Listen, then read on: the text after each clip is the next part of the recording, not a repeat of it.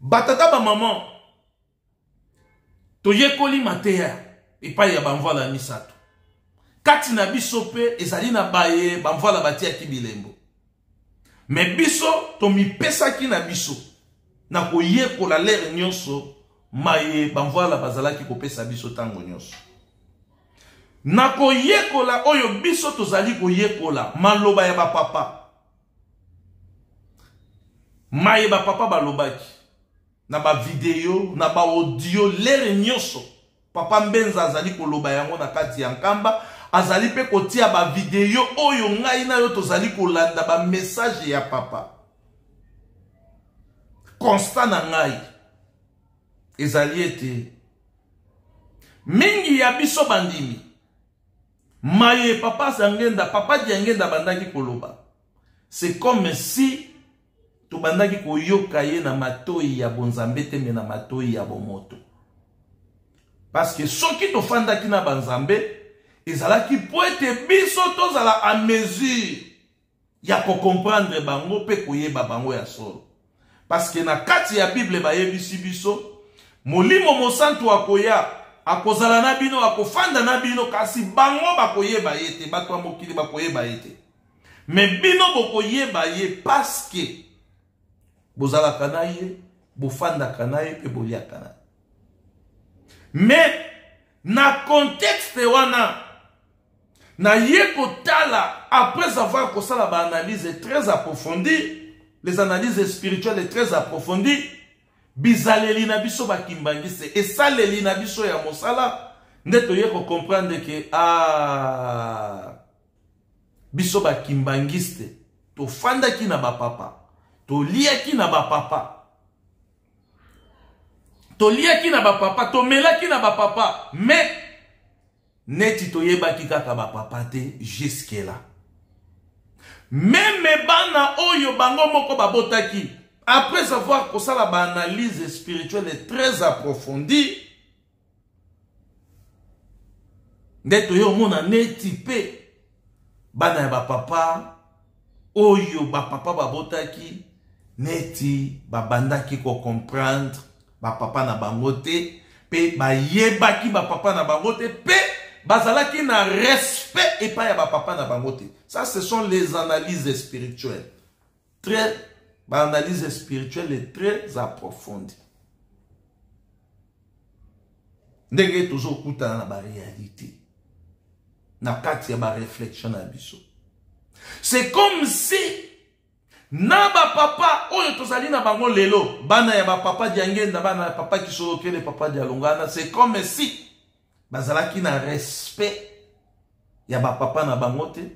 C'est comme si ba yebaki pe ba papa na bango te soki bazalaki banani parce que soki réellement bana ya ba papa na biso tozali na bango lelo bazalaki na respect ya papa na bango ya ba papa na bango soki réellement bana ya ba papa oyo tozali na bango lelo ba comprenaki soki ba papa na bango bazalaki banani nde désordre oyo tozali na yango na lingomba nde ezali te.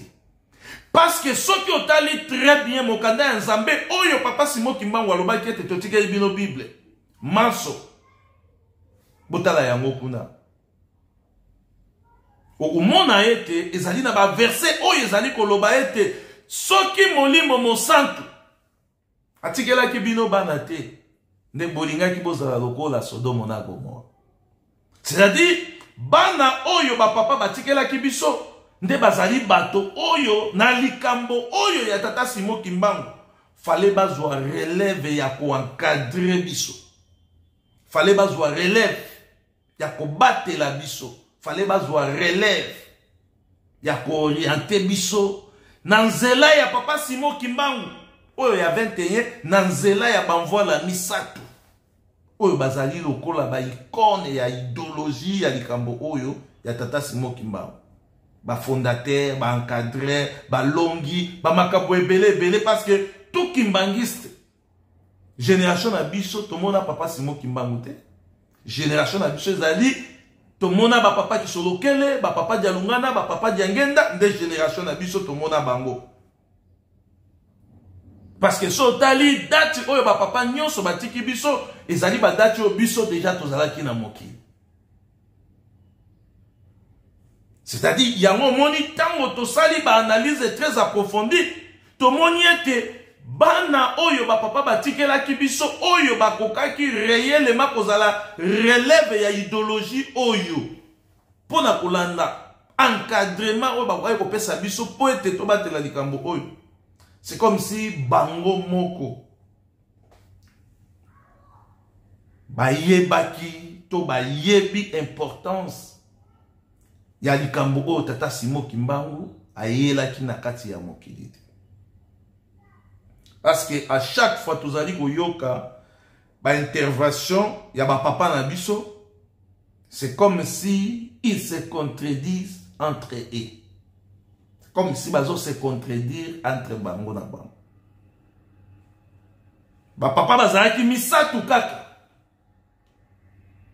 Basimbaki lingomba, bakabolaki bango te. Mais bana oyo bango batikelaki biso bazali ebele, plus ou moins 20 quelques. Mais naeba ate soena ya kabola bango. Mtuana kabola bango naeba kate soki azanani. Yango biso tomona ki ete lokola papa Simon Kimbangu kyanga nyalobi to teyana. Na makambo kaka oyo ba papa bateyaki biso, ba papa balakisaki biso, nde biso tokobanda pe kaka koloba malembe po biso nyonso tosala nini to comprendre. Mutu na mutu attirer leçon na ye. Parce que 30 ans ya boloko ya papa Simon Kimbangu, 35 000 familles à déportation passe ya bakoko na biso.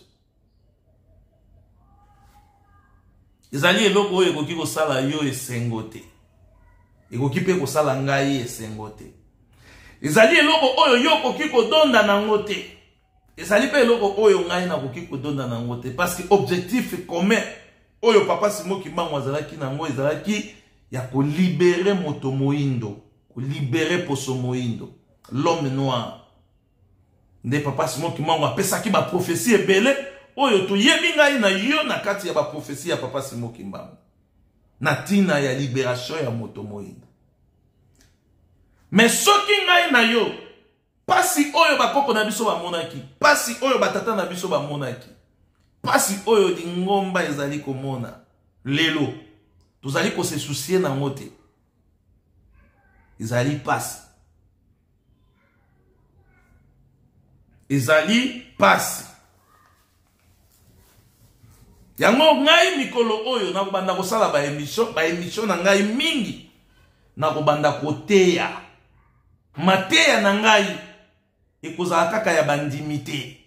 Mateya na ngai pe ekozala epai ya ba papa na biso. Mateya na ngai pe ekozala epai ya bakoko na biso. Mateya na ngai ekozala epai ya bana na biso. Mateya na ngai pe ekozala epai ya banganga nzambe. Yo tamso kyolo ba yo zali nani yo kekoteya ba papa. Me ba papa bakabwani. Ba papa ba yebisaki biso to kabwana te. Ba papa bakabwani. Mais so tolobi to teya bango, est-ce que zali mabe? Eloko moko il faut to yeba yango. Awa tozali na kati siko ya masolo. Ndenge tobaki tozali ko solo la. Eloko moko il faut to yeba yango. Ezala ba papa na biso. Ezala biso bandini. Ba papa ba yebisaki biso makambo nyonso. Ba papa yebisaki biso sata akoti na lingomba na inauguration ya temple. Bana bayaki kotuna yeba question et bana wana babaki bakokota na lingomba. C'est-à-dire il faut tous ala bakimbangi so bazali formé. O bayebi nyoka zali na kati ndenge nini tokoki kosala poto épargner bandimi na ba situation oyo. C'est-à-dire tokoki kosambela te na kati ya divagation tandis que ba papa ba pesa ki biso ba directive. Ndenge nini tokoki ko détecter mutu oyo toyebi ete mutu azali mwana ya satana. tozali na difficulté wana, tandis que ezali très simple. Ba papa ba pesi biso mibeko bolingo misala. Balobi tala, tokoyeba bino na bizaleli oyo. Bizaleli boye ezali ya bana na Nzambe te. Mais tozali capable ya ko détecter bana oyo bakota na kati ya lingomba. Parce que papa azalaki clair. Bana wana bakota, bazali pe. Misala na bango pe ezali. Bayebisa pe biso misala na bango ezali boye boye. Mais bino botambola boye. Yo na ngai pe toyebi ete etake mondimi. Oyo alandi papa Simon Kimbangu na ndenge ya solo etamboli na ngai efo ezala boye. Toyebi yango. Toyebi yango. Satana akota na kati ya lingomba. Azali koyevre. Posa ya Satana yo yebi yango te. Posa ya Satana ngai pe na yebi yango te. Mais Satana akoti na kati ya lingomba azali na mission. Papa ba yebisi biso bakimbangiste tokotambwisa mokili. Chaque papa aloba likambo. Papa Fumambanza, papa Skisolokele, papa Dialongo, papa Diangenda Kuntima, baloba makambo. Tangu tozali kobebisa, ezala biso bandimi, ezala biso banganga ya Nzambe, ezala biso bana ya bapapa, bavoila misato. Tangu tozali kobebisa, yo na ngai tobituna. Parmi bana oyo papa Diangenda alobaki ete bana oyo bakota na kati ya lingomba, papa alobaki yango pe apresizaki.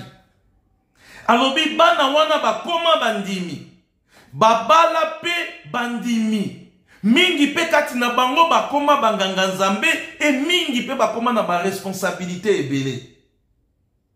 Est-ce que bana wana pe na libota ya papa, est-ce que babota na bana wana na bana ya papa te? Est-ce que bana wana pe na libota ya papa, est-ce que bakota te? Mingi bakoloba te. Wana ezali famille et santu, mais il faut toyeba yango. Mission ya Santana akipaka famille et santu te. Le diable en soi. Parce que soki otali na parcours ya papa, awa nazo loba yango pona ba papa na biso. Soki otali na parcours ya ba papa misato, na parcours na bango na vie na bango, tango ba comprendre ete installation ya bokonzi ya tata Nzambe nde eye kokita na kati ya mboka na biso ya Congo, tango mondele ya comprendre. Mbala moko abandi oyo tobengaka yango ba colonisation, koluka ndenge nini bakoki kosala pona ko changer makambo oyo pe kobebisa yango. Toyebi ba envahissement ya ville sainte ndenge salema, toyebi traitement oyo papa Simon Kimbangu azwaki tango mundele a comprendre ete likabo ezongi esika eutaki. Tango mundele a comprendre alobi duto landa yango kuna toluka ndenge nini tokoki ko étouffer yango. Ba papa Diangenda mundele akomaki na kalikile ya koluka ndenge nini akoki ko changer, ko laver papa Diangenda cerveau. Mundele akomaki na possibilité ya koluka ndenge nini bakoki ko laver papa Kisolokele cerveau. Papa Simon Kimbangu atali alobi te. Avant kende Lubumbashi abengi mama Mwilu. Alobi yo okotika la lokola gardien ya nkamba ya tempelo. Okotika la gardien ya ville sainte kolongwa te. Yo musala na yo kozala boy, yo musala na yo kozala boy. C'est-à-dire na schéma wana ba tata ba maman ezalaki na secret moko oyo esalemaki wana sur le plan spirituel. Pona koluka kaka likambo wana esala nini ebimate. Papa Diangenda azalaki tenté pona kolave cerveau na ye. Histoire oyo tozali koloba ezali ko inventer te, ezali maloba ya papa Diangenda. Papa qui soloke le pe azala qui tentait pour na ko laver ye cerveau. La seule personne oyo azala qui échappé na tentation on ezala qui papa Fumwambanza. Papa Simo Kimbangu ayebisi yo za na nkamba kolongwa te. Papa Diangenda basali mission na bango. Batamboli mokili mobimba, bakebisika ya ndenge na ndenge, basali makambo ya ndenge na ndenge. Nde babandaki kokende ndenge wana bayebaki ete na nzela ya Fumwambanza oyo azali lokola gardien ya temple. Biso lokola baluki biso na ndeko na ngai kisolokele makambo ebele ya spiritualité totika yango epa ya Fumwambanza. Et na formule na bango pe bayebaki ete lokola tozali kokende makambo ezali makambo ya spiritualité. Biso tokokende me Fumwambanza nde ya kotika. Nazaki na posa na tuna nano motuna moko avana kende na mayenga nazali ko décortiquer sikoyo. Nazaki na posa na tuna motuna moko epai ya ba papa na biso. Ba papa na biso nyonso. O bazana 26, o pe tozali na bango lelo na nga ezali boy. Soki mondele azalaki na posa ya kolave cerveau ya papa Kisolokele. Soki mondele azalaki na posa ya kolave cerveau ya papa Diangenda Kuntima. Eske na bana ya papa Diangenda Kuntima, na bana ya papa Kisolokele, na bana ya papa Dialungana, eske mondele atenta te kolave bango cerveau? Parce que papa bazalaki na courage ya koyebisa biso ete objectif ya mondele ezalaki a laver bango cerveau. Est-ce que lelo ndenge lingomba ezali kotambola, ndenge lingomba ezali kokende, ndenge oyo ba papa na biso bazali ko gérer biso na kati ya lingomba, est-ce que quelque part mondele a réussir na lavement ya cerveau, ou bien mondele atikali ko tenter te ke a laver bango cerveau? Parce que biso tozali kolanda ba message ya papa Diangenda, tozali komona ke meme bana oyo ba papa Diangenda baboti na bonzoto, c'est comme si kati na bango mingi balava bango déjà ba cerveau par rapport ya idéologie ya likambo oyo ya tata Simo Kimbangu. Mingi baoloba yo za un analyste spirituel. Tozo traiter ba maloba ya papa Diangenda, toza ko traiter ba acte nyonso oyo ngai na yo tozali kosala na kati na lingomba, nde toza ko bimisa ba résultat wana. Ya te awa papa Guy alobi, papa Guy Laurent alobi, non, ne jugez pas papa Guy Laurent. Oyo analyste spirituel nde azali ko sala ko pesa ba détail oyo. Eza papa Guy Laurent personne vraiment te, mais analyste spirituel nde mutu azali ko pesa ba détail oyo na ba question oyo. Soki batanta ko laver cerveau ya banvoila papa Kisolokele, papa Diangenda, est-ce que mondele attentate ko laver bana na bango cerveau?